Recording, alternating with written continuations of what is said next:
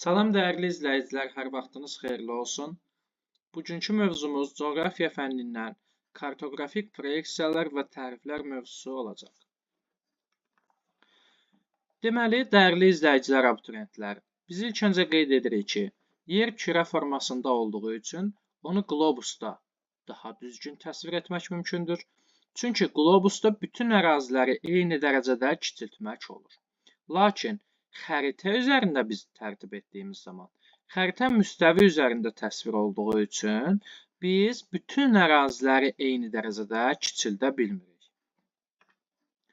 Yer kürəsini xəritə üzərində daha dəqiq təsvir etmək üçün xəritənin riyazi əsasları olan dərəcə torundan, miqyasdan və kartoqrafik proyeksiyalardan istifadə olunur. Qlobus səthini müstəviyə açarkən müxtəlif təriflər yaranır. Yəni biz yer kürəsinin xəritə üzərinə keçirdiyimiz zaman müxtəlif təriflər əmələ gəlir. Forma tərifləri, bucaq tərifləri, sahə tərifləri və uzunluq tərifləri ayrılır. Xəritələrdə bu təriflərin ədədi qiymətini tamamilə aradan qaldırmaq, sıfıra endirmək mümkün deyil. Lakin biz onları azalda bilərik və yaxud da ki, hər hansı bir tərifi aradan qaldırıb digərlərini saxlaya bilərik. Kartoqrafik proyeksiyalar kürə səthinin müstəvi üzərində təsvirinin riyazi üsullarıdır. Kartoqrafik proyeksiyalar biz kürə səthini müstəvi üzərinə keçirdiyimiz zaman kartoqrafik proyeksiyalardan istifadə edirik. Kartoqrafik proyeksiyalar təhrif xüsusiyyətlərinə görə 3 qrupa ayrılır. Bərabərbucaqlı və ya konform proyeksiyalar, bərabər sahəli və ya ekvivalent proyeksiyalar, ixtiyari və ya sərbəst proyeksiyalar. Əsas istifadə olunan proyeksiyalar bunlardır. Lakin biz bəzən bərabər aralıqlı proyeksiyadan da istifadə edirik ki, bunun haqqında da məlumat verəcəyik. Gəlin indi bu proyeksiyalar haqqında daha dəqiq məlumatlara baxaq. Bərabər bucaqlı proyeksiya. Baxın, adından da göründüyü kimi bucaqlı proyeksiya deyirik, bərabər bucaqlı proyeksiya. Deməli, burada bucaqlar, yəni istiqamətlər təhrif olunmayacaq. Yerdə qalan təhriflər isə, yəni sahə, uzunluq, forma isə təhrifə məruz qalacaq. Əsasən burada bucaqların dəqiq təyin olunduğu üçün dəniz və hava nəqliyyatında istifadə olunur və bu cür proyeksiyalardan ən birincisini Herald Mercator 1569-cu ildə tərtib etmişdir, dəniz naviqasiyası xəritəsini. Bərabər sahəli proyeksiyaya diqqət edək. Bərabər sahəli proyeksiyada ərazilərin sahəsi, baxın, qeyd edirik, bərabər sahəli. Ərazilərin sahəsi demək olar ki, təhrif olunmur. Yerdə qalan bucaq, forma isə tamamilə təhrifə məruz qalır. Əsasən böyük ərazilərin sahələrini daha dəqiq hesablamaq üçün bu proyeksiyadan istifadə edirik. Materiklərin, okeanların sahələrini hesablamaq üçün və bu proyeksiyalara nümunə olaraq biz Gall və Petersin tərtib etdiyi proyeksiyanı misal çəkə bilərik ki, bərabər sahəli proyeksiyalardan ilkini məhz Gall və Peters tərtib etmişdir. İxtiyari və ya sərbəst proyeksiyalar isə bu proyeksiyalarda sahə və bucaqlar az təhriflə veriləcək, uzunluq, forma təhrifləri isə daha çox olacaq, hətta bəzən maksimum həddə çatacaq. İxtiyari proyeksiyalardan əsasən tədris prosesi üçün istifadə olunur. Tədris prosesi zamanı bu cür proyeksiyalar daha əlverişlidir. Qeyd etdiyimiz bərabər aralıqlı proyeksiyalarda isə uzunluqlar düzgün şəkildə qeyd edilir, digər təhriflər isə əsasən saxlanılır. Deməli, dəyərli izləyicilər, biz həmçinin qeyd edirik ki, yerin sferik səthinin müstəviyə keçirilməsi üçün müxtəlif həndəsi fiqurlardan istifadə olunur. Nə deməkdir bu? Yəni, biz yer kürəsini dilimlərə bölüb, xəritə tərtib etdiyimiz zaman müstəvi üzərində müxtəlif həndəsi fiqurlardan istifadə edirik. Məhz bu həndəsi fiqurlardan asılı olaraq kartoqrafik proyeksiyalar 4 qrupa ayrılır. Silindrik proyeksiyalar, konus proyeksiyaları, azimutal proyeksiyalar və çoxüzlü proyeksiyalar. Bu proyeksiyaların növləri çoxdur, lakin biz tədris məqsədi ilə əsasən bu 4 proyeksiyadan istifadə edirik. Gəlin indi bu proyeksiyaların hər birinə ayrıca diqqətlə nəzər salaq. Silindrik proyeksiya.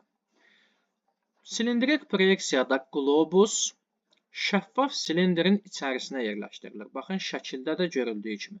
Burada silindri sanki açmışıq. Qlobusu yerləşdiririk silindrin içinə. Və bu zaman yer səthinin ekvator boyu əraziləri silindrin səthinə toxunur. Və silindrin səthinə toxunan bu ərazilərdə təhrif sıfıra bərabər olur. Təhrif olmur. Xəritədə təhriflərin olmadığı bu cür xətlər sıfır təhriflər xətti adlanır. Əgər təhrifin olmadığı bir nöqtəyə uyğun gələrsə, bu zaman sıfır təhriflər nöqtəsi adlanır. Silindrik proyeksiyalarda əsasən dünya xəritələri, həmçinin ekvator boyu ərazilərin xəritələri çəkilir.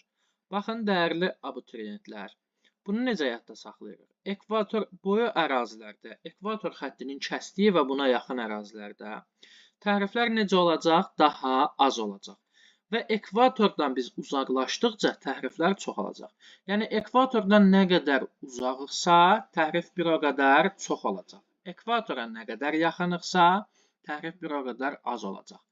Məsələn, iki ölkəni müqayisə etsək, məsələn, Afrikada Kongo Respublikası ilə tutaq ki, Finlandiyanı, Avropada Finlandiyanı. İki ölkə verilib və qeyd olunur ki, bunlardan hansını biz silindrik proyeksiyada tərtib etsək, təhrif daha az olur. Əlbəttə, biz hansı ölkəni götürməliyik? Ekvatora daha yaxın olan və yaxud ekvatorun kəsdiyi ölkələri, yəni məsələn, burada biz Kongonu götürərik. Finlandiya ekvatordan çox uzaq olduğu üçün burada təhrif də daha çox olacaq. Bunu nümunə kimi qeyd edirik. Bu şəkildə başa düşə bilərsiniz. Bu cür proyeksiyalarda paralel və meridianlar bir-biri ilə düz bucaq altında kəsişən düz xəttlər şəklində təsvir edilir. Növbəti proyeksiyamız konus proyeksiyasıdır. Konus proyeksiyalarında xəritə tərtib olunarkən yer kürəsi konusun səthi ilə 47 dərəcə şimal enliyi və 62 dərəcə şimal enliyində kəsişir və bu paralellər boyunca təhriflər olunur. Deməli, dəyərli abituriyentlər, biz nə edirik? Kürəni götürürük yer kürəsin və konusun içinə daxil edirik. Bu zaman, baxın, diqqətlə, 47 və 62 şimal enlikləri konusa toxunur və bu konusa toxunan xətlərdə təhrif olmur. Yəni, sıfır təhriflər xətti adlanır. Və biz bu sıfır təhrif xətlərindən uzaqlaşdıqca təhriflər daha artacaq. Bu proyeksiyalarla əsasən qeyd olunan bu sıfır təhriflər xəttinə yaxın olan mülayim enliklərdə yerləşən ərazilərin, həmçinin qütbətrafı ərazilərin xəritələrinin tərtib olunmasında istifadə olunur. Bu ərazilərin xəritəsinin tərtib olunmasında konus proyeksiyası daha əlverişli proyeksiyadır. Və biz nə qədər uzaq olsaq, qeyd etdiyimiz 47-62 şimal enliyindən təhrif bir o qədər çox olacaq. Məsələn, cənub yarımkürəsində olsaq, məsələn, Kolumbiyada və konus proyeksiyası ilə Kolumbiyanı tərtib etmək istəsək, Kolumbiyanın, məsələn, fiziki xəritəsini, burada təhrif daha çox olacaq. Lakin, məsələn, Amerika Birləşmiş Ştatlarının xəritəsini tərtib etmək istəsək konus proyeksiyasında, bu daha əlverişli olacaq. Çünki Amerika Birləşmiş Ştatları qeyd etdiyimiz bu 47 şimal enliyi və 62 şimal enliyinin kəsişdiyi, deməli, ərazidə yerləşir. Aydın oldu mu? Və bu cür proyeksiyada, konus proyeksiyasında paralellər qövs-süvari formada, meridianlar isə bir nöqtədən çıxan düz xətlər şəklində, buradakı xəritədə də bunu müşahidə edə bilərsiniz. Növbəti proyeksiya növümüz azimutal proyeksiyadır. Azimutal proyeksiyalar üçün köməkçi həndəsi səth kimi müstəvidən istifadə olunur və müstəvinin kürəyə toxunma nöqtəsi sıfır təhrifli nöqtə adlanır. Baxın, biz sıfır təhrifli xətlər dedik və sıfır təhrifli nöqtə dedik. Deməli, sıfır təhrifli xətlər oldu konus proyeksiyasında və silindrik proyeksiyada. Sıfır təhrifli nöqtə isə azimutal proyeksiyada oldu.